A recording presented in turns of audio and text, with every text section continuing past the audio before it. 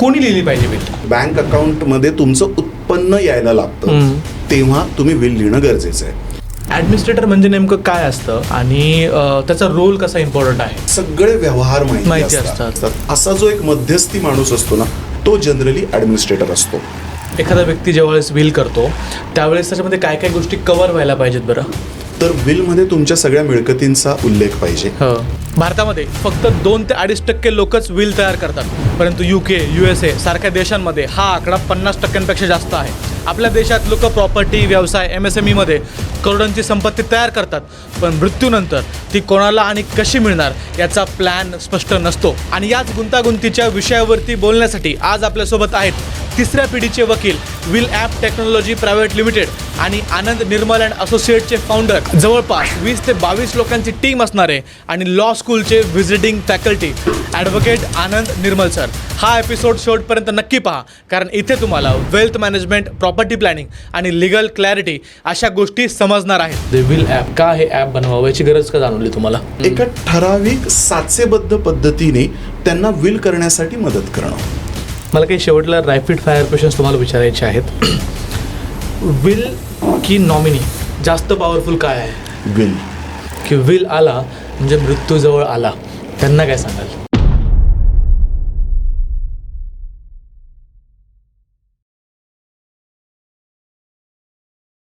Sir नमस्कार आणि स्वागत आहे तुमचं बोल मराठी या यूट्यूब पॉडकास्टमध्ये. मला सगळ्यात पहिल्यांदा तुमच्याकडून समजून घ्यायचं आहे, आजही भारतामध्ये विल बनवणारी लोकांची संख्या पर्सेंटेजमध्ये पाहिलं तर मला वाटलं 2-2.5% आसपास असेल. पण जर आपण युरोपियन कंट्रीज पाहिल्या त्यांच्याकडे 40-50% लोक स्वतःची विल बनवतात. तर एवढा जास्त डिफरन्स का आहे? हे समजून घेताना आपल्याला हे लक्षात आणलं पाहिजे की आपली जी सामाजिक घडण आहे त्या सामाजिक घडणीमध्ये विल हे एका वेगळ्या सोशल टॅबूमधून बघितलं जातं. सोशल टॅबू म्हणजे नेमकं काय? तर विल लिहायला तुम्हाला सांगितलं गेलं ह्याचा अर्थ तुमची शेवटची घटिका आलेली आहे आणि त्यामुळे लोक अशा स्वरूपाने ज्या वेळेला विल लिहिण्यासाठी सांगतात त्यावेळेला तुम्ही माझ्या मरणावर उठला आहात का, किंवा तुम्हाला माझ्याकडनं काहीतरी प्रॉपर्टीचा एक मोठा हिस्सा हवा आहे का, किंवा तुमचा काही त्याच्यामध्ये स्वार्थ आहे का, या दृष्टीने बघितलं जातं. दुसरा महत्त्वाचा पार्ट, आपली जी समाज रचना आहे ही टोटली ज्याला म्हणूयात की विश्वासाच्या बाबतीत एकमेकांना स्पष्टपणे न सांगणारी आहे. म्हणजे वडील मुलाला कधीही सांगत नाहीत की त्याच्याकडे किती मिळकत आहे. जर का एखाद्या वेगळ्याच ॲक्सिडेंटमध्ये वगैरे जर का पतीचं निधन झालं तर पत्नीला माहीत नसतं की तिच्या नवऱ्याच्या प्रॉपर्टीज नेमक्या कुठे आहेत, बँक अकाउंट्स कुठे आहेत. तर आपल्याकडे बेसिकली ट्रस्ट डेफिसिट सोसायटी आहे आणि ते जोपर्यंत कव्हरअप होणार नाही तोपर्यंत ह्या बाबतीतली स्पष्टता येत नाही. आपण बऱ्याचदा मूवीजमध्ये पण बघतो की एखादा मोठा व्यापारी जातो की आणि मग तिथून कुठून तरी वकील येतो आणि तो वकील ते विलचं वाचन करतो आणि मग त्याच्यामध्ये लोकांना वाटतं की अरे मलाच सगळं मिळेल, पण त्याला ते तसं मिळत नाही. बरोबर आहे. तर असं आपल्या दैनंदिन जीवनात कधीही घडत नाही. बऱ्याचदा लोक हे विल लिहायचंच विसरून जातात. लिहिलं तर त्याच्यामध्ये खूप साऱ्या त्रुटी ठेवतात कारण त्यांना ह्याच्या संदर्भातलं मार्गदर्शनच मिळत नाही. सो आपल्याला जर हा पर्सेंटेज वाढवायचा असेल तर ह्याच्या संदर्भात अवेअरनेस आणि लोकांना हे म्हणजे काहीतरी भयानक आहे हे याच्यापासून त्यांना परावृत्त करायला पाहिजे आणि त्यावेळेला लोकांचं विल लिहिण्याचं प्रमाण हे जास्त वाढेल. बरोबर. विल मला सांगा की का महत्वाची आहे? आज एखाद्या व्यक्तीनं विल लिहिणं का गरजेचं आहे? त्याचे फायदे काय आहेत? ओके. ज्या वेळेला एखादी व्यक्ती विल लिहिते त्यावेळेला ती स्पष्टता देते की ती जी मिळकत आहे ती नेमकी त्यांना कुणाला पास ऑन करायची आहे. ती मिळकत पास ऑन करत असताना काही अटी शर्ती देखील त्याच्यामध्ये टाकल्या जातात. मिळकत म्हणजे मला थोडंसं सांगाल काय? आता मिळकत ज्या वेळेला आपण म्हणतो विल मध्ये 2 पद्धतीच्या मिळकतींचा अंतर्भाव होतो. ओके. ज्याच्यामध्ये स्थावर मिळकत येते आणि जंगम मिळकत येते. इमूवेबल आणि मुवेबल प्रॉपर्टी. इमूवेबल प्रॉपर्टीमध्ये तुमचं घर येऊ शकतं, शेती येऊ शकतात, तुमच्या वेगवेगळ्या इमारती येऊ शकतात, दुकानं येऊ शकतात. आणि जे काही जंगम प्रॉपर्टी म्हणजे ज्याला मुवेबल प्रॉपर्टीज म्हणतो त्याच्यामध्ये सोनं नाणं येऊ शकतं, तुमचे शेअर्स, डिबेंचर्स, किंवा वेगवेगळ्या ठिकाणच्या FDs या सगळ्यांचा अंतर्भाव गाडी होतो. वगैरे गाडीचा देखील होतो, Okay. गाडी, दुचाकी हां. या सगळ्या गोष्टी त्याच्यामध्ये येतात. आता हे झालं ढोबळ मनाने. हो. सो ह्या गोष्टींचं विभाजन किंवा या गोष्टींना तुम्हाला कोणाला देण्याची इच्छा आहे हे लिहिणं हे विलमध्ये अत्यावश्यक असतं. आणि हे जेव्हा लिहिलं जातं त्यावेळेला स्पेसिफिकली त्याच व्यक्तीला ते दिलं जातं. उदाहरणार्थ एखाद्या व्यक्तीला त्याची असणारी एक मुलगी आहे बरं. आणि तिचं तिच्या सासरी पटत नाहीये. उद्या ती क्षणभर असं धरा की घरी येऊन परत राहायला यायला जर प्रयत्न करणार असेल तर तिच्यासाठी एखाद्या घराची सोय एखादा वडील करतो. बरोबर बरोबर. सो जर का ते लिहिलेलं नसलं तर तिला तिच्या माहेराला येण्यापासून परावृत्त केलं जातं किंवा थांबवलं जातं. सो असे त्याच्यामध्ये बरेचसे इमोशनल कंगोरे आणि अँगल्स आहेत आणि त्यामुळे विल लिहिणं हे अत्यावश्यक आहे. जर तुम्हाला तुमच्या नियर आणि डिअर वन्सच्या बाबतीत खरंच काळजी असेल तर हे विल लिहिलं तर त्याच्या बाबतीत स्पष्टता येते. ओके. पण मला सांगा, आता माझ्याकडे प्रॉपर्टी खूप कमी आहे, हार्डली समजा 2 एकर जमीन आहे गावाकडे किंवा एखादं छोटंसं घर आहे, तर मी विल देणं तेवढं गरजेचं आहे की कोणी लिहिली पाहिजे विल? ओके. ज्या वेळेला तुम्ही कमावते होता राईट आणि तुमच्याकडे बँक अकाउंट येतं आणि बँक अकाउंटमध्ये तुमचं उत्पन्न यायला लागतं तेव्हा तुम्ही विल लिहिणं गरजेचं आहे. लोक म्हणतील की अरे म्हणजे काय मी वयाच्या 21-22 लिहायला पाहिजे का? गरज नाही. पण सर्वसाधारणपणे आम्ही सजेशन देतो की 25 वर्षानंतर एव्हरी 5 इयर तुमचं विल तुम्ही जे लिहिलेलं असेल ते तुम्ही रिवाइज करायला पाहिजे. सो 25 वर्षाला आपण बिल लिहायला पाहिजे, तुम्ही लिहायला पाहिजे असं आम्ही सजेशन 5 वर्षाला आपण ते रिवाइज करायला पाहिजे. बरं. ह्याचं रिझन सांगतो. हा जो कालावधी होता हा पूर्वी साधारणपणे वयाच्या 55-60 नंतर एकदाच विल लिहिलं जायचं. पण आता नवीन मिलेनियल जे तयार होत आहेत आणि येणाऱ्या उत्पन्नाचे जे काही स्रोत आहेत ते असंख्य आणि अनंत आहेत आणि त्यामुळे तुम्हालाच माहीत नसतं की 5 वर्षापूर्वी तुमच्याकडे काय गोष्टींचं उत्पन्न येतंय. त्याच्यामध्ये पॅसिव्ह असेल, ॲक्टिव्ह उत्पन्न असेल आणि त्याचा तुम्हाला लेखाजोखा असणं हे अत्यंत गरजेचं आहे आणि हे कालानुरूप बदलत असतं. उदाहरणार्थ आत्ता समजा क्षणभर धरा की मला 2 मुलं आहेत आणि त्यांच्यातल्या एका मुलाला आर्थिक कुठलीच चणचण नाहीये, पण 5 वर्षांनी तशीच परिस्थिती असेल असं जरुरी नाही. राईट. सो हा जो सगळा पार्ट आहे हा बेसिकली तुमच्या ज्या काही रकमा आहेत, तुमच्याकडे असणाऱ्या ज्या काही संपत्ती आहेत त्याच्या बाबतीतला आहे. नाव आन्सरिंग युअर क्वेश्चन की माझ्याकडे थोडंसं जरी उत्पन्न आहे तरी महत्त्वाचा मुद्दा आहे ते जे काही उत्पन्न आहे, ती जी काही मिळकत आहे ती तुम्हाला तुमच्यानंतर तुमचे जे कोणी नियर डिअर वन्स आहेत त्यांच्यामध्ये भांडण लावायला कारणीभूत नसली पाहिजे असं जर तुम्हाला वाटत असेल तुम्ही लिहिलं पाहिजे. बरोबर. अशी कधी केस तुम्ही सांगू शकता मला की ज्याच्यामध्ये विल नसल्यामुळे खूप मोठा गोंधळ झाला किंवा खूप वादविवाद फॅमिलीजमध्ये झाले? आता गेल्या एक 20-22 वर्षाच्या अनुभवामध्ये अशा अनंत आणि असंख्य केसेस आहेत. पण तरी देखील मला जी आवर्जून आठवणारी केस आहे ती मी तुम्हाला सांगतो. घडलेलं असं होतं की वडिलांचं बेसिकली एक कापडाचं दुकान होतं. बरं. ठीक आहे. लक्ष्मी रोडला कापडाचं दुकान होतं. त्यांना 2 मुलं आणि 2 मुली होत्या. ओके. त्यातला जो एक मुलगा होता तो IT इंजिनियर होता. बरं. आणि दुसरा जो मुलगा होता तो वडिलांबरोबर त्या दुकानामध्ये बसत होता. मुलींची योग्य वेळेला लग्न झालेली होती, सगळं आलबेल होतं. आई होती आणि अचानकपणे त्या व्यक्तीला हार्ट अटॅक आला आणि ते व्यक्ती ही पास ऑन. आता काय झालं की सगळ्यांनी ठरवलं की हे जे दुकान आहे हे दुकानातनं जे येणारं उत्पन्न आहे ते काही थोडं नव्हतं, ते लाखांमध्ये होतं. लक्ष्मी रोडला होतं, कपड्याचं दुकान होतं. मग त्यांनी असं ठरवलं की अच्छा हे सगळं जर होत आहे तर आपण असं करूयात की सगळ्यात जे काही उत्पन्न आहे तो जो मोठा भाऊ घेत आहे त्याला जे काही योग्य वाटेल त्या पद्धतीने या चौघांना द्यावं. त्यातली जी धाकटी बहीण होती तिला पैशाची किंवा आर्थिक चणचण होती. सो शी अप्रोच्ड दादाकडे आणि ती म्हणाली की बाबा मला रक्कम दे. आता वडील नाही आहेत तर तो म्हणाला की नाही, हा जो काही बिझनेस आहे तो मी एकट्याने वाढवलेला आहे आणि त्याच्यामध्ये मी तुला काही देऊ नाही शकत. शॉप ॲक्ट वगैरे सगळ्या गोष्टी त्याच्या नावावर होत्या. तो जो व्यवसाय होता तो प्रोप्रायटरीशिप जो होता तो यथावकाश त्यानं कधी स्वतःच्या नावावर करून घेतला हे इतर कोणाला माहितीच नव्हतं. म्हणजे जे दुकान होतं ते वडिलांच्या नावावरती नसताना वडिलांच्या नावावरती मुलाच्या जरी होतं तरी देखील त्याने असं एक डॉक्युमेंट करून घेतलं होतं की पुढची 50 वर्ष हे दुकान चालवायला मी माझ्या थोरल्या मुलाला देत आहे आणि त्यातनं येणारं जे उत्पन्न आहे ते त्यानं घ्यावं. आता त्यामुळे या बिचाऱ्यांना काहीच मिळेल असं झालं आणि ह्यांना माहिती पण नव्हतं. अगोदर सगळं चांगलं होतं, पण आता या केसमध्ये ते दुकान त्यांनीच घेतलेलं होतं, त्यांची खरेदी होती. त्यांच्याकडनं जर प्रॉपर लिखाण झालं असतं तर त्यातनं येणाऱ्या गुडविलमधून येणारा पैसा, त्या दुकानाची मालकी या उरलेल्या 4 मालकांमध्ये योग्य पद्धतीने विभागली गेली असते. But that was not there. ही खूप महत्वाची केस जी आहे ती मला आठवते. बरोबर. म्हणजे विल फक्त भावाभावांमध्येच नाही तर आई वडिलांमध्ये किंवा आई आणि मुलामध्ये यांच्यामध्येही वाद निर्माण करू शकतो. तुम्हाला आश्चर्य वाटेल की आपल्याला असं वाटतं की जनरली भावाभावामध्ये भांडण होतं, भाऊ बहिणीमध्ये भांडण होतं. माझ्याकडे येणाऱ्या कित्येक मॅटर्समध्ये मुलगा आणि आईमध्ये देखील भांडण होतं. राईट.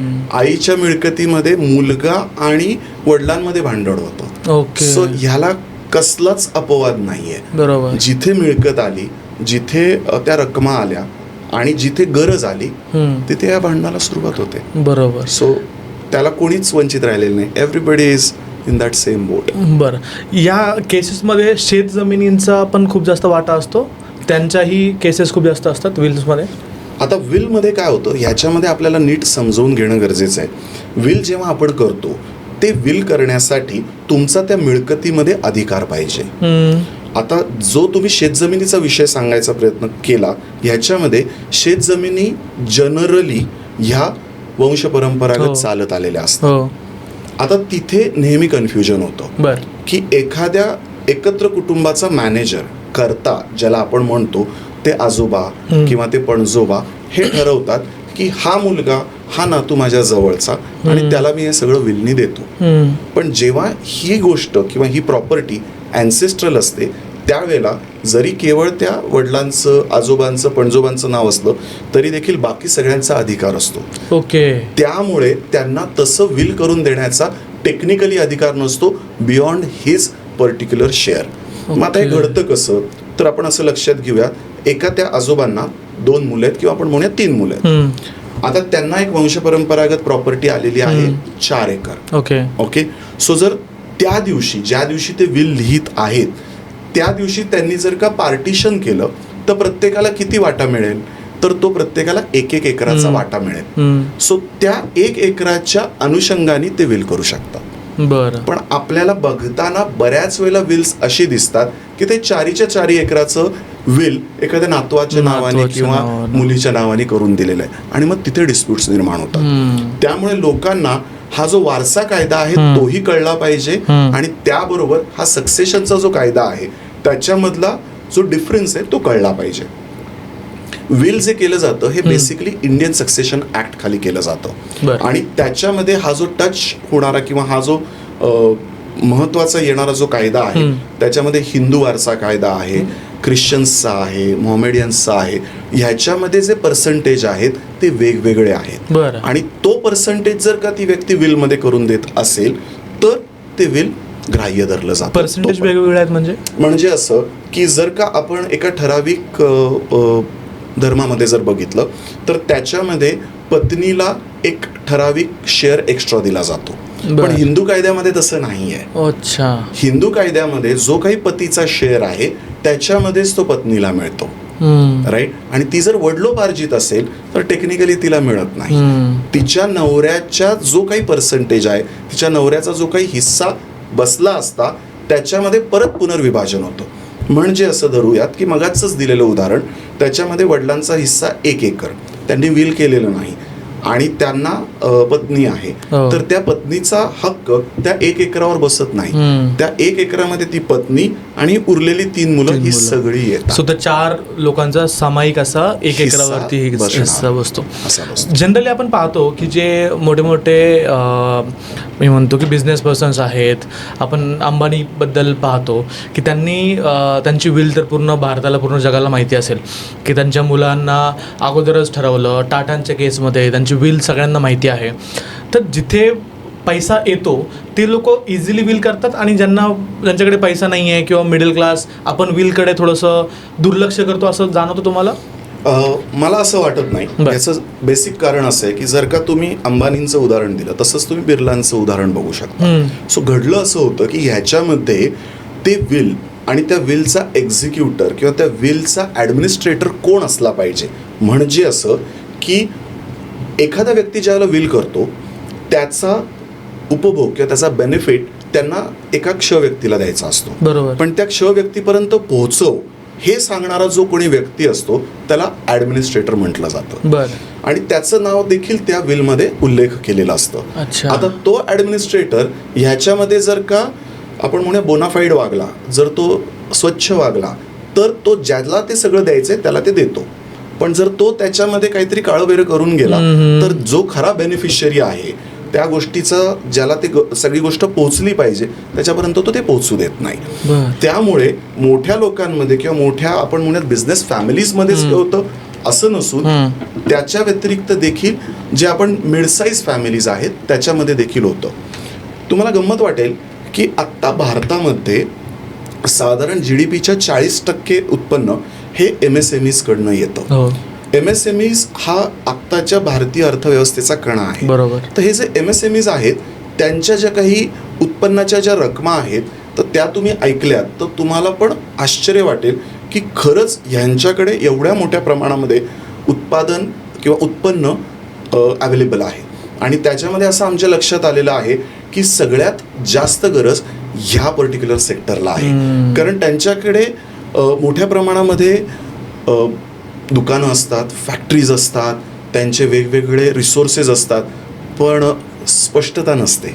आणि ती स्पष्टता नसल्यामुळे नंतर त्यांच्यामध्ये जास्त प्रमाणात वाद होतात. बरोबर. जो शेतजमिनीचा जो पार्ट आपण मगाशी बोललो, शेतजमिनीचे जे वाद आहेत ते कालांतराने कमी होत जाणार आहेत.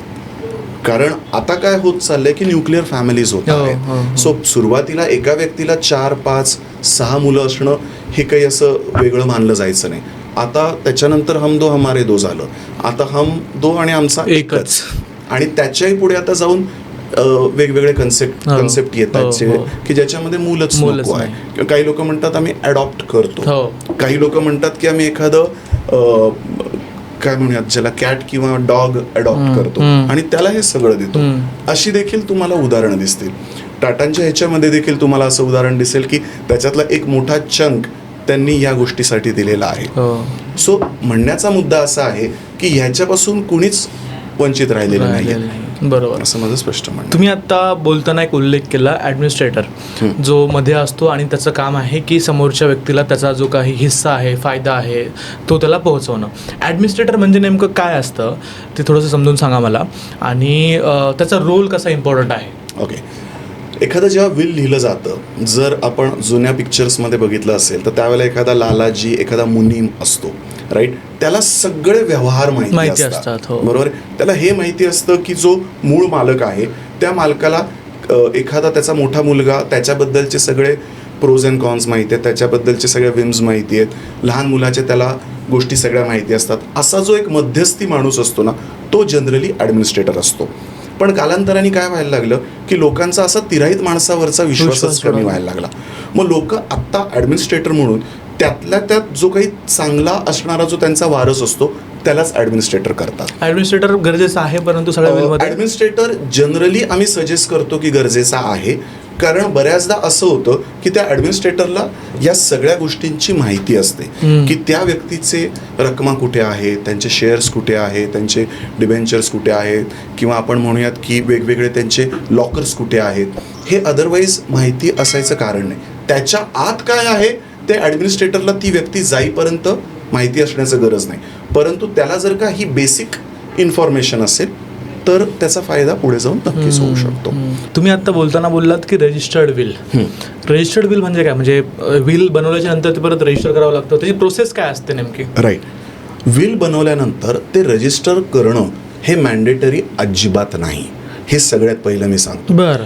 विल केल्यानंतर तुम्ही ते विल विदाऊट रजिस्ट्रेशन एखाद्या विश्वासार्ह माणसाकडे ठेवू शकता.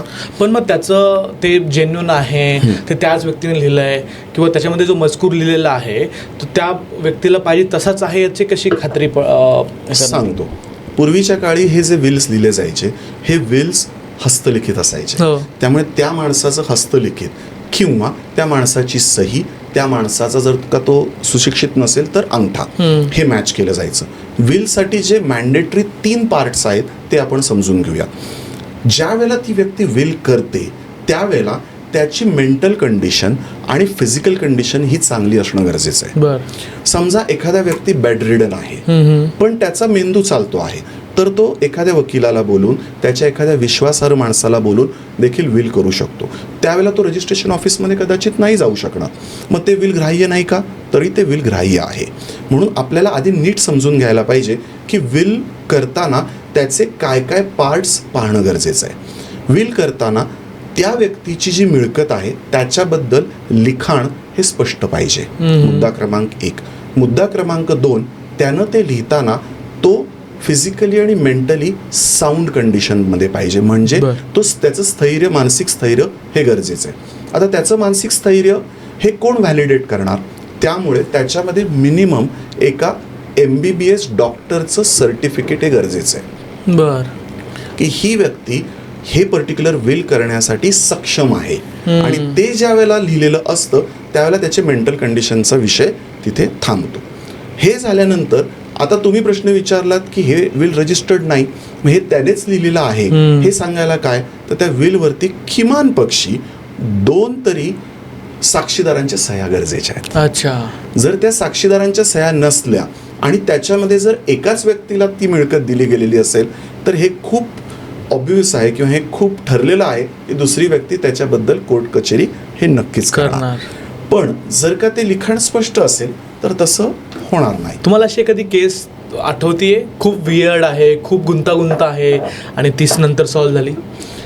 ओके. आता हे जे कोर्टामध्ये प्रॅक्टिस करताना रेग्युलर कोर्टाची प्रॅक्टिस मी कित्येक वर्ष करत होतो. 2016 साली एक घटना घडली ती मला तुम्हाला आवर्जून सांगावीशी वाटते. 2016 साली माझ्या आईच्या वर्गातली एक तिची वर्गमैत्रीण ती माझ्या ऑफिसमध्ये आली. तिच्या धाकट्या मुलाबरोबर आली. तिचा मोठा मुलगा वारलेला होता. आता घडलं काय की तिच्या हजबंडचं एक विल होतं आणि ते जे विल होतं त्या विलमध्ये त्यांनी प्रॉपर विभाजन केलेलं होतं की या मुलाला एवढं दिलं, त्या मुलाला तेवढं दिलं, असं सगळं झालं. त्याच्यामध्ये गमतीचा पार्ट होता की मुंबईच्या त्यांच्या काही मिळकती होत्या, कोरेगाव पार्कातल्या होत्या, डेक्कनच्या होत्या, अशा वेगवेगळ्या मिळकती होत्या, FDs होत्या. खूप म्हणजे तसं आपण म्हणूयात की सुखवस्तू कुटुंब होतं. तर त्याच्यामध्ये मुंबईच्या प्रॉपर्टीमध्ये रिडेव्हलपमेंट आलेलं होतं. तर रिडेव्हलपमेंटमध्ये आता ती मिळकत कुणाला मिळायला पाहिजे? तर ती मिळकत मिळण्यासाठी त्यांनी ठरवलं की ते जे काही शेअर सर्टिफिकेट आहे त्या शेअर सर्टिफिकेटच्या अनुषंगाने एक नॉमिनीचं नाव दिलेलं होतं. नॉमिनी म्हणजे त्याचा विश्वस्त. ते नॉमिनीचं नाव त्या धाकट्या मुलाचं होतं. धाकटा मुलगा गेला, तो म्हटला माझं नाव लावा. सोसायटीने काही विचार नाही केला आणि त्याचं नाव लावलं. ठीक आहे. हा एपिसोड 2016 तिथपर्यंत थांबला. मी त्यांना असा सल्ला दिला होता की हे तुमचं विल रजिस्टर्ड आहे तर why don't you go and get it validated from the court. कोर्टाकडे जावा आणि त्याची स्पष्टता घ्या. त्या बाईंना एक मुलगी पण होती आणि ती जी मुलगी होती दुर्दैवाने ती मुलगी वारलेली होती. पण तिचा नवरा आणि त्याची त्या बाईंची मुलं हयात होती. सो तिचा नवरा आला आणि तो म्हणू लागला की सगळं त्यालाच कसं, आम्हाला सुद्धा मिळाला पाहिजे, राईट? कारण जे सासरे होते त्यांच्याकडनं या मुलीला सुद्धा मिळणं अपेक्षित आहे. पण त्याच्यामध्ये काही तसं लिखाण नव्हतं. त्या मुलीला त्यांनी काहीच दिलेलं नव्हतं आश्चर्याने, आणि त्या नातवंडांना काही ठराविक रकमा दिलेल्या होत्या. हा एपिसोड तिथेच थांबला. कुणीही विलच्या अनुषंगाने कोर्टात गेलेलं नव्हतं. 2019 खरंच ज्या वेळेला ते रिडेव्हलपमेंट सुरू झालं तर बिल्डरनी हा प्रश्न आणला, नॉमिनेशनप्रमाणे मी तुम्हाला ही प्रॉपर्टी देऊ शकत नाही, तुम्ही याचं वारसा प्रमाणपत्र कोर्टाकडनं आणा. आणि त्यावेळेला ते विल समोर आलं. आता ते विल समोर आल्यानंतर घडलं असं की ते बहिणीचे जे मिस्टर आणि हा जो मुलगा होता यांच्यामध्ये वाद निर्माण झाले की ते नक्की कोणाला मिळालं पाहिजे. बरेच दिवस ते वाद तसेच राहिले आणि दुर्दैवाने ज्या दिवशी ते सेटल झालं त्याच्या दुसऱ्या दिवशी त्या महिला होत्या त्या पास ऑन म्हणजे त्या वारल्या दुर्दैवाने. पण त्यांना हे सगळं बघता आलं. आता त्या विलमध्ये नेमकं असं काय होतं की ज्यामुळे हा सगळा विषय निघाला ते मी सांगतो. त्या विलमध्ये असं होतं, बाकी सगळं व्यवस्थित विभाजन केलेलं होतं. त्याच्यामध्ये असं लिहिलेलं होतं की ती जी काही मुलगी जी होती तिनं माझं मागच्या सगळ्या ह्याच्यात सगळं केलं, पण तिचा जो नवरा होता त्या नवऱ्यानं माझ्याकडे काही नीट पाहिलेलं नव्हतं. त्यानं ते हिशेवर घेतलं. तो म्हणाला माझ्याबद्दल असं लिहिलं काय, आता तुम्हाला सांगतो आणि हायकोर्ट काय सुप्रीम कोर्टापर्यंत तुम्हाला त्रास देत राहतो. आता तुम्ही लक्षात घ्या की हे एक इमोशनल वाक्य त्याच्यामधलं इतकं टोचरं होतं. बरोबर.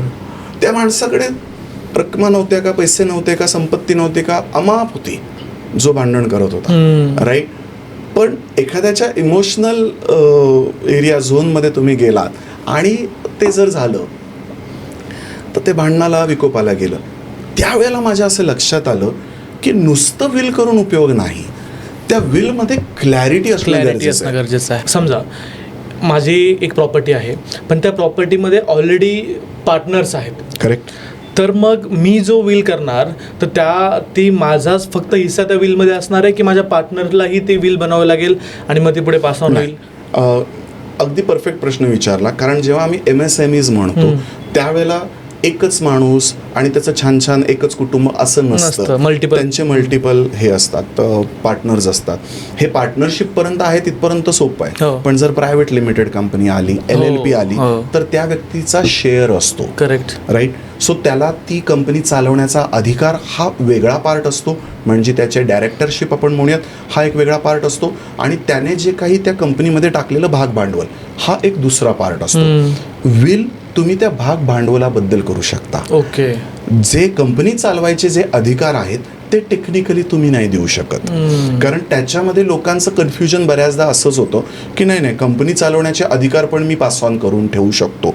जर का त्यांच्यामध्ये तसं लिखाण ऑलरेडी असेल की तू तुझा सक्सेसर निवडू शकतोस तर तो त्याच्या मुलाला, त्याच्या कन्येला किंवा नातवाला ते देऊ शकतो. पण जनरली असं कुठलाही पार्टनर अलाव करत नाही. त्यामुळे त्याच्या बाबतीत क्लॅरिटीच असते की समजा 3 पार्टनर्स आहेत तर एखादा व्यक्ती गेला तर उरलेले 2 पार्टनर ठरवतात की ह्याच्या मुलाला ह्याच्यामध्ये डायरेक्टर करून घ्यायचं कायला फक्त शेअर होल्डर ठेवायचं. हा त्याच्यामध्ये क्लॅरिटी असणं गरजेचं आहे. तुम्ही जो प्रश्न विचारला त्याचा जो काही 33% हिस्सा आहे आपण असं गृहीत धरूया तर त्या 33% हिश्श्यापुरतंच ते विल तो करू शकतो. उरलेल्या बाबतीत नाही करतात त्याला. ठीक आहे. एक शब्द मागाशी तुम्ही वापरला नॉमिनी. नॉमिनी हा मालक नसतो भरपूर वेळा आपण म्हणतो. तर नॉमिनी ही कन्सेप्ट नेमकी काय आहे, कुठे ती वापरली जाते? बरोबर आहे. नॉमिनी म्हणजे जर स्पेसिफिकली आपण बघितलं तर ट्रस्टी किंवा विश्वस्त, ज्याला आपण मराठीत विश्वस्त म्हणतो. विश्वस्ताचं काम काय असतं की त्याला जे काही गोष्ट आहे ती योग्य त्या वापरकर्त्यापर्यंत किंवा बेनिफिशरीपर्यंत पोहोचवण्याची जबाबदारी असते. सो नॉमिनी जो असतो, एखादी व्यक्ती वारल्यानंतर आपण असं उदाहरण एक धरूया. आमच्याकडे एक अशी केस झालेली होती. ते जे काका होते त्या काकांना एक मुलगा एक मुलगी त्यांची अमेरिकेत आणि मुलगा हा मर्चंट नेव्हीमध्ये. ज्या आजी होत्या त्या पण अगदीच खंगलेल्या होत्या आणि बिचाऱ्यांना बाकी सगळं नियोजन करता येत नव्हतं.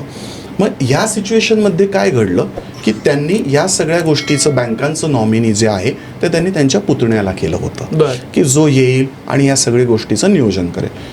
आणि त्यांनी नॉमिनी म्हणून त्या फ्लॅटवरती देखील त्या जो पुतण्या होता त्याला त्यांनी नॉमिनी ठेवलेलं होतं. घडलं असं की त्या काकांच्या अगोदर त्या ज्या कोण काकू होत्या त्यांचं शी डाईट, त्या वारल्या.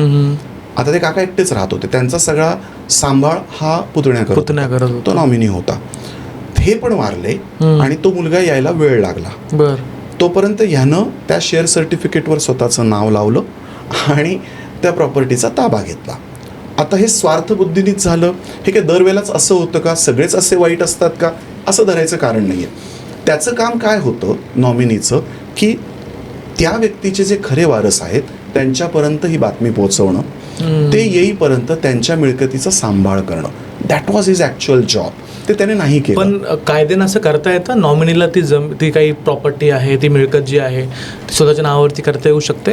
त्याला असं करता येत नाही. परंतु दुर्दैवाने कोर्ट कचेरीमध्ये कसं होतं लक्षात घ्या, जिसकी लाठी उसकी भैंस, ताबा त्याच्याकडे होता. सो त्यानं ती अडवणूक करायला सुरुवात केली. कालांतराने तो जो मर्चंट नेव्हीमधला मुलगा होता त्यानं व्हॉलंटरी घेतली, तो रिटायर झाला, तो आला, त्याने कोर्ट केस केली आणि तो जिंकला देखील. परंतु हे कितीला पडलं? सो नॉमिनी हा जो काही व्यक्ती असतो, सो त्याचं काम असतं की खऱ्या वारसापर्यंत ती मिळकत पोहोचवणं. मला पुढचा प्रश्न तुम्हाला असा विचारायचा आहे की एखादी विल लिहिताना आपण त्याच्यामध्ये काय काय गोष्टी इन्क्लूड करायला पाहिजेत, काय काय लिहायला पाहिजे? राईट. एखादं विल एखादी व्यक्ती लिहितो किंवा तो त्याच्या संदर्भात एखाद्या व्यक्तीला त्याच्या सूचना देतो, इन्स्ट्रक्शन्स देतो, मग ते वकील असतील किंवा एखादा इन्व्हेस्टमेंट ॲडवायझर असेल, तर त्याच्यामध्ये त्याच्या आज मितीला असणाऱ्या सगळ्या मिळकतींचा त्याच्यामध्ये उल्लेख पाहिजे. मिळकती ज्या वेळेला मी म्हणतो त्यावेळेला त्याचं दुकान, त्याचं घर, त्याचं कुठलंही शेतजमीन, या सगळ्याचा अगोदर उल्लेख पाहिजे, सगळ्यात महत्त्वाचं. त्याच्यानंतर त्याचे बँक अकाउंट्स, त्याचे जे काही इन्व्हेस्टमेंटचे जे डिटेल्स आहेत ते डिटेल्स देखील त्याच्यामध्ये पाहिजे.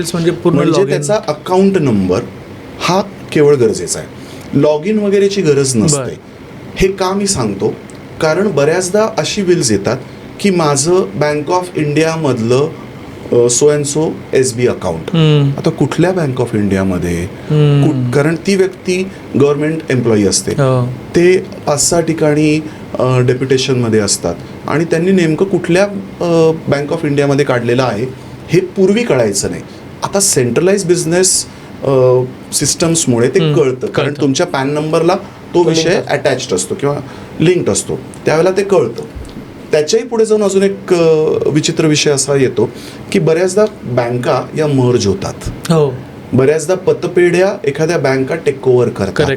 काही बँका, काही पतपेढ्या या संपुष्टात येतात. मग त्याच्याबद्दल जर स्पष्टता नसेल तर त्या व्यक्तीचा पैसा नेमका गेला कुठे हे कळत नाही. आणि त्यासाठीच तुम्ही जे म्हटलात की विल जे आहे ते प्रत्येक 4-5 वर्षानंतर रिवाईज करायला पाहिजे. मग त्याच्यामध्ये परत रिव्हिजन होऊन जे काही बाकीचे वारसदार आहेत त्यांना देखील या गोष्टी मिळू शकतात. विल रिव्हिजनच्या बाबतीत लोकांना असं वाटेल की अरे हे वारंवार विल करायचं म्हणजे वारंवार त्याला पैसे लागू शकतात, राईट? तर विलच्या बाबतीत असं होत नाही. विलच्या बाबतीत 2 प्रकार असतात. एक जे मुख्य विल असतं आणि त्या विलला एक सपोर्टिंग डॉक्युमेंट केलं जातं. अच्छा, ओके. हे जे सपोर्टिंग डॉक्युमेंट असतं हे या विलच्याच अनुरूप केलं जातं. म्हणजे असं धरा की माझ्याकडे 2 मिळकती आहेत, माझ्याकडे 1-2-3 बँक अकाउंट्स आहेत आणि काही ठराविक शेअर्स म्युच्युअल फंड आहेत, त्याचं मी विभाजन करून ठेवलेलं आहे. अजून 5 वर्षांनी मी अजून 2 मिळकती घेतल्या, तर ते जे मी ॲडिशनल डॉक्युमेंट करणार त्या ॲडिशनल डॉक्युमेंटमध्ये लिहिणार हे विल आणि हे ॲडिशनल डॉक्युमेंट असं एकत्रित वाचन करावं आणि ह्या ॲडिशनल डॉक्युमेंटमध्ये ह्या ज्या मी 2 एक्स्ट्रा मिळकती विकत घेतलेल्या आहेत त्याचंच फक्त नियोजन मी ह्याच्यामध्ये लिहितो. म्हणजे मूळ विलला हात लागत नाही. बरोबर, ग्रेट.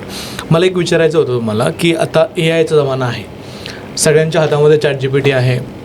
समजा एखाद्या व्यक्तीनं ChatGPTला विचारून स्वतःचं विल बनवलं तर ते योग्य असेल का? ओके.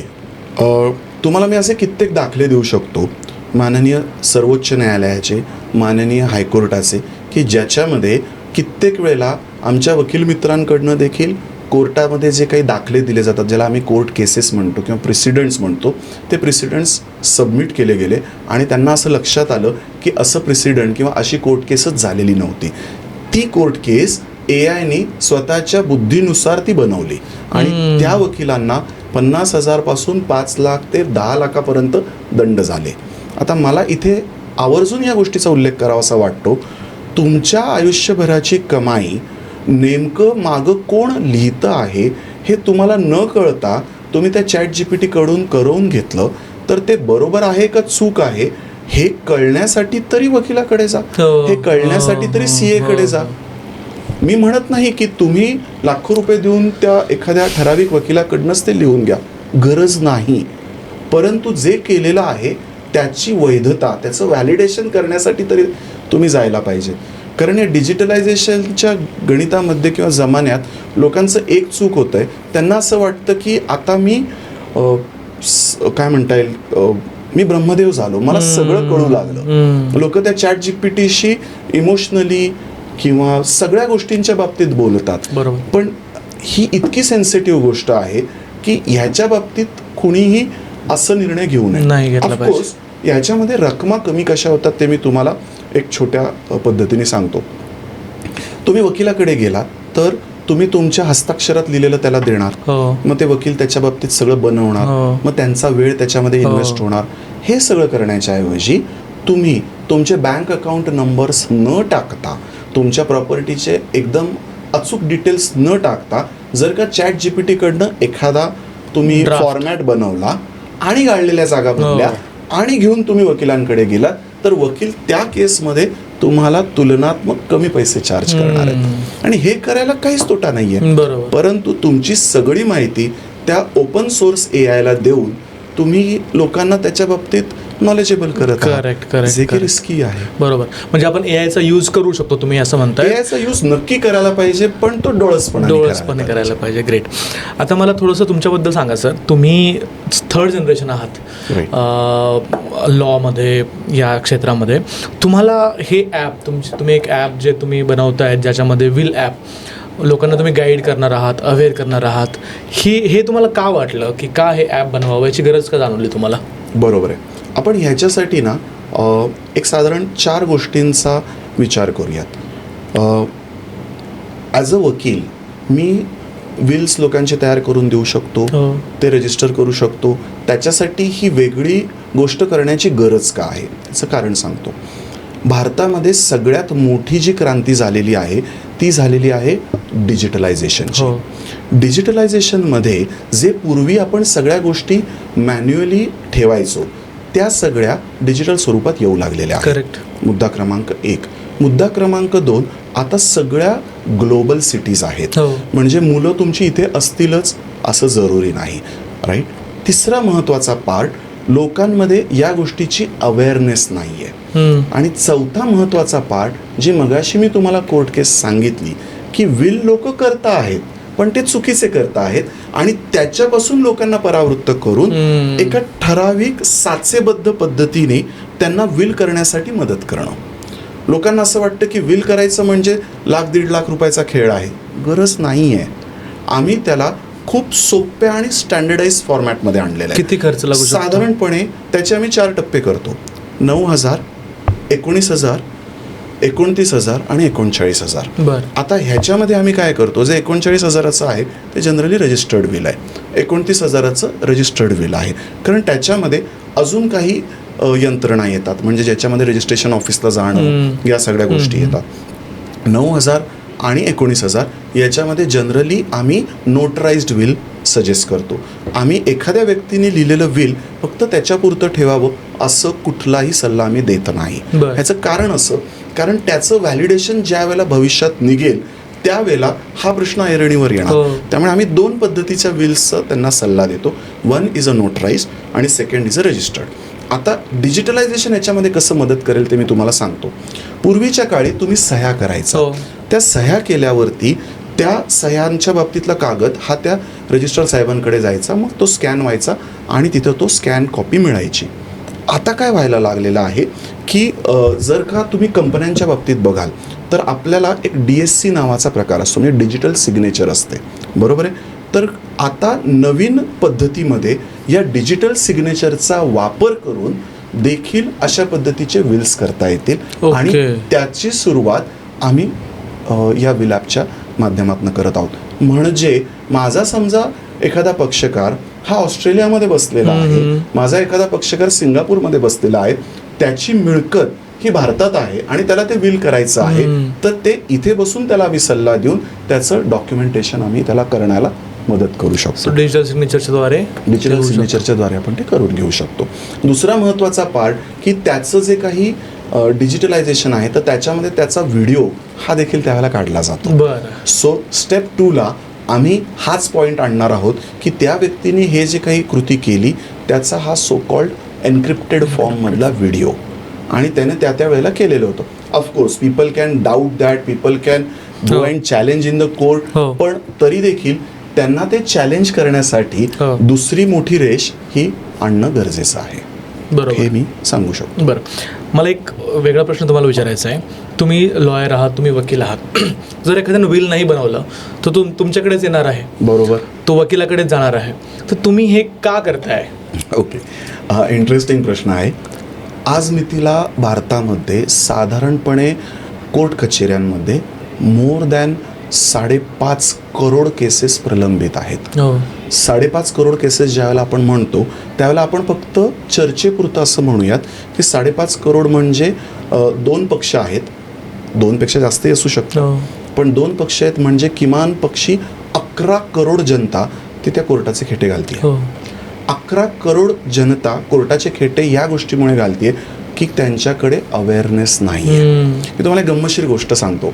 आम्हाला लॉमध्ये ज्यावेळेला ॲडमिशन घेतो त्यावेळेला बऱ्याचदा ही गोष्ट सांगितली जाते आणि ती कदाचित तुमच्या ऑडियन्सला सुद्धा आवडेल. एक मुलगा, वकिलाचा मुलगा वकिली शिकून वडिलांकडे जॉईन होतो आणि वडील म्हणतात ही कोर्ट केस तू चालव. बऱ्याचदा दिलेलं उदाहरण पण मी तुम्हाला सांगतो. ही कोर्ट केस चालव. तो जातो, त्याला एकदम उमेद असते, हिरहिरीने तो जातो. 2-3 तारखामध्ये ती कोर्ट केस संपवतो. येतो, वडिलांना सांगतो की आता वडील आपल्याला शाब्बासकी देतील. वडिलांना सांगतो बाबा ही कोर्ट केस तुम्ही जी 20 वर्ष चालवलीत, 25 वर्ष चालवली, 2 तारखांमध्ये संपवली. गमतीने दिलेलं उदाहरण आहे. वडील त्याला मारतात. ते म्हणतात अरे वेड्या, ह्या कोर्ट केसवरतीच तर मी तुझं पूर्ण शिक्षण केलेलं होतं. पण खरं सांगतो तुम्हाला, हा जमाना गेलेला आहे. राईट. लोक आज मितीला कोर्ट केस ही एक लक्झरी म्हणून बघतात किंवा नाईलाज म्हणून बघतात. कोर्ट केसकडे कुणीही जात नाही. राईट. आणि माझा तर सल्ला आहे की म्हणतात शहाण्यानं कोर्टाची पायरी सोडू नये. सो जर ते करायचं नसेल तर तुमचं डॉक्युमेंटेशन इतकं करकरीत पाहिजे की त्यांना कोर्टामध्ये जाण्याची गरज लागलीच नाही पाहिजे. आता तुम्ही म्हणाल की मग विल केलं तर विलच्या विभाजनासाठी जावं लागतं. तर विलच्या विभाजनासाठी जे तुम्ही जाता ते केवळ आणि केवळ व्यवस्थापनासाठी जाता, ती कोर्ट केस नसते. सो त्यावेळेला माननीय न्यायमूर्ती फक्त एवढंच बघतात की तुमच्यातल्या मिळकतीचं योग्य विभाजन होतंय किंवा नाही. बरोबर. That is the only job of that honourable court. मला पुढचा प्रश्न तुम्हाला विचारायचा आहे की तुम्ही विलला, या लॉला काय कसं पाहता? टेक्नॉलॉजीचा वापर याच्यामध्ये अजून कसा होऊ शकतो? पुढच्या 5-10 वर्षामध्ये विल कशा प्रकारे चेंज होऊ शकतात विथ टेक्नॉलॉजी? बघा, आता आम्ही कसं ह्याच्यामध्ये सुरू केलेलं आहे आणि तो लिमिटेडच पार्ट आहे, पण त्याचं कसं महत्त्व आहे लक्षात घेऊया. बँका एव्हरी 2 वर्ष म्हणजे प्रत्येक 2 वर्षी लोकांचं KYC मागवतात. KYC का मागवतात? की ती व्यक्ती खरंच हयात आहे का, त्या व्यक्तीकडे म्हणजे त्यांचं मेंटल आणि फिजिकल कंडिशन व्यवस्थित आहे का, हे बघण्यासाठीचं ते प्रयोजन आहे. बरोबर. तुम्हाला आश्चर्य वाटेल, आज मितीला करोडो लाखो रुपयांचा निधी किंवा रक्कम ही बँकांमध्ये अडकून पडलेली आहे, कारण त्याचे दावेदारच नाही आहेत. मध्ये गव्हर्नमेंट ऑफ इंडियाने अशी एक ड्राईव्ह आणली होती की अनक्लेम्ड बँक अकाउंट चेक करण्यासाठी तुमच्या पालकांचा आपण आधार कार्ड, पॅन कार्ड नंबर टाकून ते चेक करा. दुर्दैवाची गोष्ट, लोकांनी ते पण त्यांच्या बँक अकाउंटशी टॅग केलेले नाही आहेत आणि असा करोडो रुपयांचा निधी आज मितीला देखील बँकांमध्ये लॉक स्वरूपात पडलेला आहे, ज्याचा वापर कुणीच करू शकत नाही. बँका तर करू शकत असतील ना? बँकाही करू शकत नाहीत, कारण उद्या दुर्दैवाने त्यांचा जर खरा वारसदार आला तर त्या बाबतीत काय करणार? एखादं गॅझेट आणतात, थोडासा रकमेचा पार्ट उचलतात, पण अदरवाईज त्याच्यामध्ये तसा रकमेचा वापर करायचा अधिकार नाही आहे, कारण ती त्या व्यक्तीची स्वतंत्र मिळकत होती, त्याचं प्रॉपर्टी होती. So they directly can't use it. एक प्रश्न मला असा विचारायचा आहे की युनिफॉर्म सिव्हिल कोड जर आला तर याच्यामध्ये काय चेंजेस अजून होऊ शकतात? ओके, युनिफॉर्म सिव्हिल कोड जर आला तर आत्ता आपण जर सक्सेशनमध्ये जर का बघितलं तर हिंदू, मुसलमान किंवा ख्रिश्चन्स, पारसी ह्यांच्या बाबतीतल्या संपत्ती विभाजनाचे वेगवेगळे कायदे आहेत. हो. जर असं युनिफॉर्म सिव्हिल कोड आला तर ह्याच्यामध्ये बऱ्याच अंशी सुसूत्रता येईल किंवा बऱ्याच अंशी एकसुरीपणा येऊ शकतो. पण तो एकसुरीपणा हा त्रासदायक नसणार आहे, तो गरजेचा आहे. याचं मी तुम्हाला कारण सांगतो. उदाहरण धरा की एखाद्या अ प्रकारच्या धर्माच्या माणसाने ब प्रकारच्या लेडीज सोबत लग्न केलं, तर त्यांच्यातनं जी जन्माला येणारी मुलं आहेत त्यांचं संपत्ती विभाजन आत्तापर्यंत आपण म्हणत होतो की वडिलांच्याच धर्मानुसार व्हायला हवं. पण जर त्या महिलेला तिच्या माहेरून जर प्रॉपर्टी आलेली असेल तर हा यक्ष प्रश्न येणार आहे. दोघांनी जर जॉईंट विल केलं तर त्यावेळेला पण हा प्रश्न येणार आहे की एका कायद्यामध्ये त्या मुलालाच अधिकार असतो, दुसऱ्या कायद्यामध्ये दोघांना समान अधिकार असतो. आणि हे कॉम्प्लेक्शन हे जे कॉम्प्लेक्सिटीज आहेत या कॉम्प्लेक्सिटीज टाळण्यासाठी तुम्हाला या कायद्यांचा फायदा होऊ शकतो. आपण यालाच जर का अजून थोडंसं पुढं बघितलं तर बरीचशी लोक आता लिव्ह इनमध्ये राहतात. आता लिव्ह इनमध्ये राहताना त्यांना समजा मूलबाळ झालं तर काय, तर त्याच्या बाबतीतलं जे मिळकत आहे त्याचं पण लिखाण तुम्हाला करणं गरजेचं आहे. नवीन एक कन्सेप्ट लोकांमध्ये आता पाहायला मिळतो, त्याला म्हणतात DINK. So that is a double income no kids. खूप कमवा 30-35तच रिटायर व्हा. खूप मोठ्या प्रमाणात संपत्ती असते. माझ्याकडे बँगलोरमधल्या काही केसेस अशा आहेत की त्या लेडीज ज्या आहेत त्या आर्टिस्ट आहेत, त्या चित्र काढतात आणि त्यांचं एक एक चित्र हे जवळजवळ 40 ते 50 लाख रुपयाला विकलं जातं. त्यांच्याकडे इतक्या मोठ्या प्रमाणात पैसा आहे, परंतु त्यांनी जर विल नाही केलं तर त्या संपत्तीचा शेवटी वारस कोण हे अनुत्तरित राहील. सो आम्ही त्यांच्या आलेल्या रकमांचं तर नियोजन करून दिलं, पण त्याचबरोबर त्यांचे जे काढलेली चित्र आहेत जी अजूनही विकली गेलेली नाहीत त्याचं पण व्हॅल्युएशन केलं आणि त्याच्याबद्दल नियोजन केलं. हा त्याच्यातला महत्त्वाचा पार्ट आहे. युनिफॉर्म सिव्हिल कोडमध्ये या सगळ्या गोष्टींचा अंतर्भाव होऊ शकतो आणि या गोष्टींवरती कव्हरअप होऊ शकतो. सेम सेक्स मॅरेज हाही एक महत्त्वाचा प्रॉब्लेम आहे. मुलगा मुलगाचं लग्न, मुलगी मुलगीचं लग्न आणि मग त्यांनी एखादं मूल अडॉप्ट केलं, मग काय करणार आहात? मग कुणाचा त्याच्या केसमध्ये तुम्ही सक्सेशनचा कायदा लावणार आहेत? दोघांचे धर्म वेगवेगळे आहेत. असे अनंत प्रश्न जसं जसं या गोष्टीचा प्रवास करत सुरू केला त्यावेळेला लक्षात येऊ लागलो की अरे हां, याला तर कोणीतरी ॲड्रेस करायलाच हवं आहे आणि तो त्या फील्डमधलाच हवा. आणि म्हणून आम्ही हा प्रयत्न सुरू केलेला आहे. बरोबर. पुढच्या 10 वर्षामध्ये तुम्हाला काय वाटतं की अजून वेल्थ ट्रान्सफर कशा प्रकारे होईल? लोक पैसा खूप कमवत आहेत, मिलेनियर्स जे आहेत, स्टार्टअप कल्चर आपल्या इथे वाढतं आहे, बिझनेसेस वाढत आहेत, पैसा येतोय लोकांकडे. स्टार्टअप कल्चरच्या बाबतीत तर माझं खूप आवर्जून म्हणणं आहे की आत्ता एक खूप महत्त्वाचा ट्रेंड चाललेला आहे.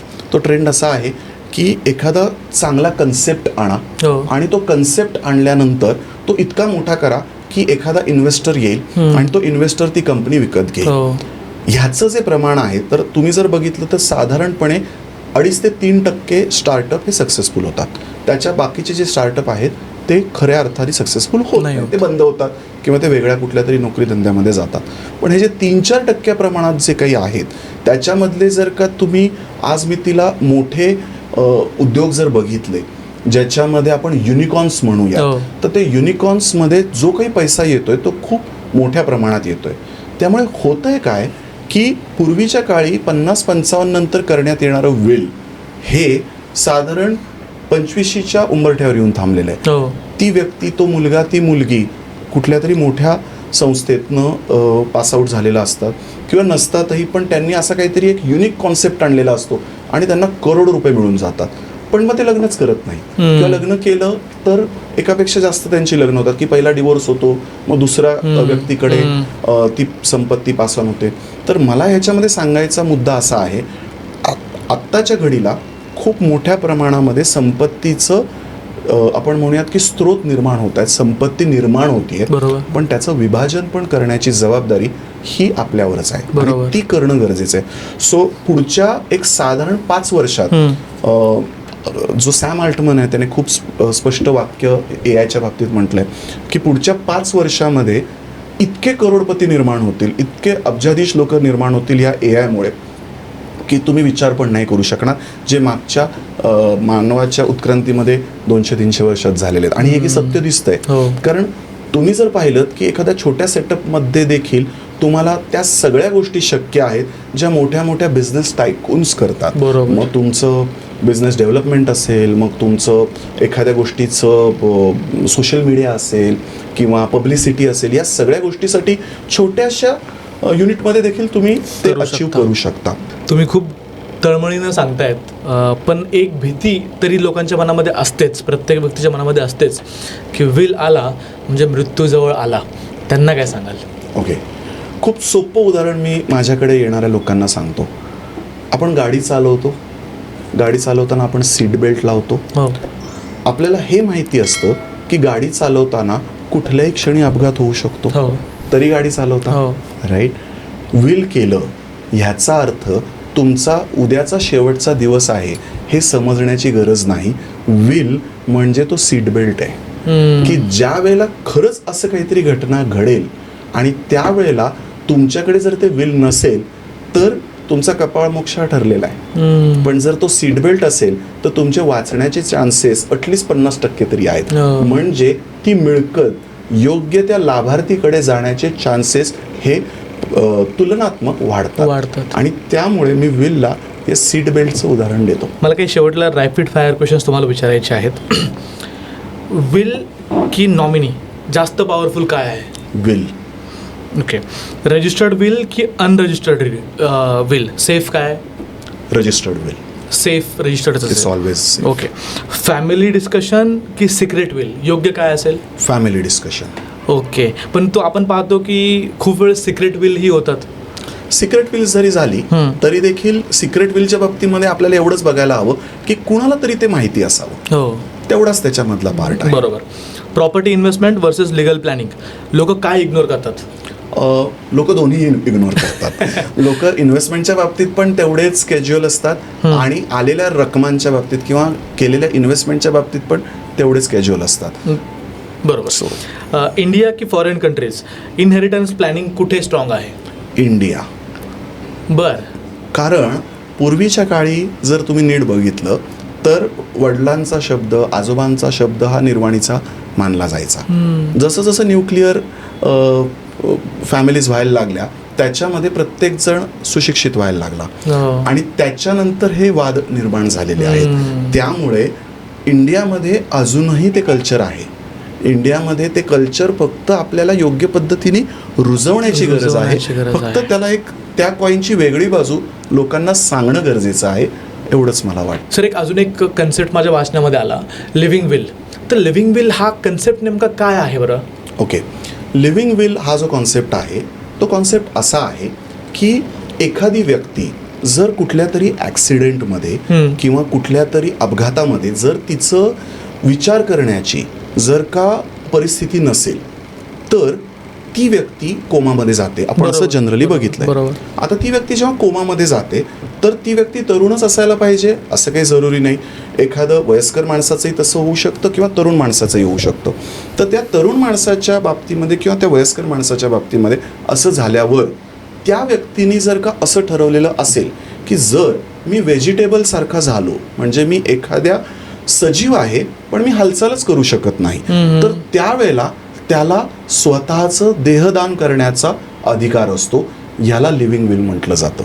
आणि हा कॉन्सेप्ट आता मोठ्या प्रमाणामध्ये येऊ लागलेला आहे. याच्याच रिलेटेड ना मध्यंतरी एक न्यूज आली होती.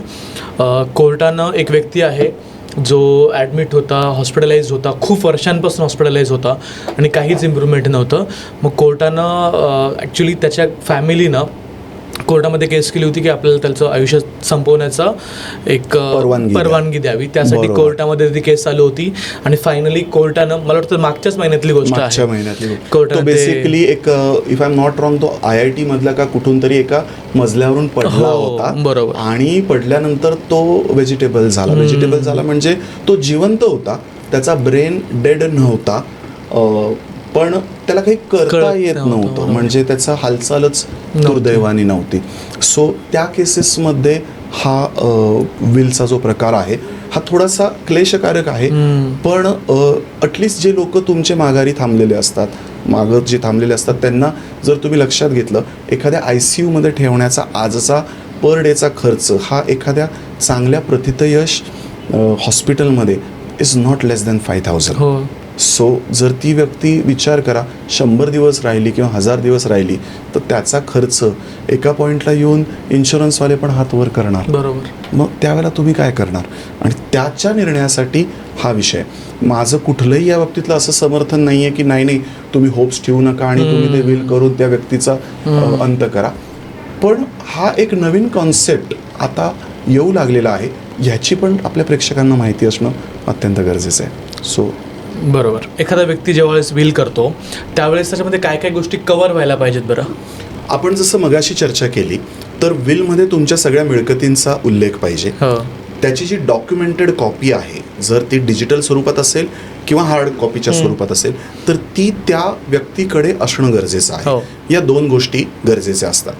आणि ह्या गोष्टी सांभाळून ठेवणं हे अत्यंत महत्त्वाचं असतं. मग ते डिजिटल स्वरूपात असेल तर एन्क्रिप्टेड स्वरूपात असेल, ब्लॉकचेनच्या स्वरूपात असेल तर त्याचे पासवर्ड्स, जर का ते विल जर का हार्ड कॉपीमध्ये असेल तर ते अशा सेफ ठिकाणी गरजेचं आहे. रजिस्टर्ड असेल तर त्यातल्या त्यात काम सोपं होतं, पण जर अनरजिस्टर्ड असेल तर ते एखाद्या लॉकर किंवा सेफमध्ये ठेवणं गरजेचं आहे. ह्या सगळ्या गोष्टींचा अंतर्भाव होतो. आता जर कोणी आमच्याकडे आलं तर आम्ही त्याला हे विल तर करून देतो. मग त्याला रजिस्टर्ड म्हणाला, नोटराईज म्हणाला. समजा एखाद्या व्यक्तीला एकच मूल आहे आणि त्याला फक्त नोटराईज विलच पुरेसं असतं, तर त्याला आम्ही रजिस्टर्ड विलची अट किंवा हट्ट असं आम्ही कधीच करत नाही.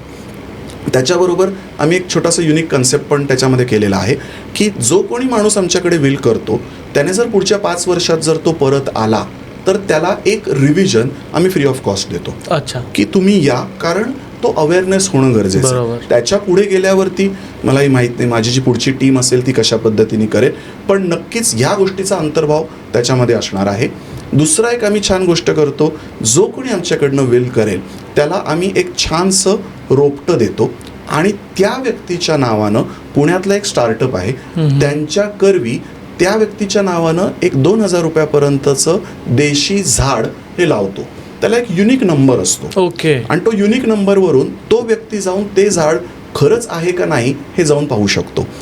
म्हणजे आपण म्हणूयात की मरावे परी कीर्तिरूपे उरावे च्या ऐवजी आम्हाला नेचर आवडतं म्हणून मरावे परी झाडरूपी उरावे असा एक त्याच्यामध्ये आम्ही कॉन्सेप्ट रुजवायचा प्रयत्न केला आहे. उद्या समजा आमच्याकडनं 10,000, 50,000, 1,00,000 जर का विल्स झाले तर टेक इट माय वर्ड की आमच्या संस्थेकडनं त्या बाबतीत लाखापेक्षा जास्त वृक्षारोपण झालेलं असेल. खूप छान कन्सेप्ट आहे. येस. ग्रेट.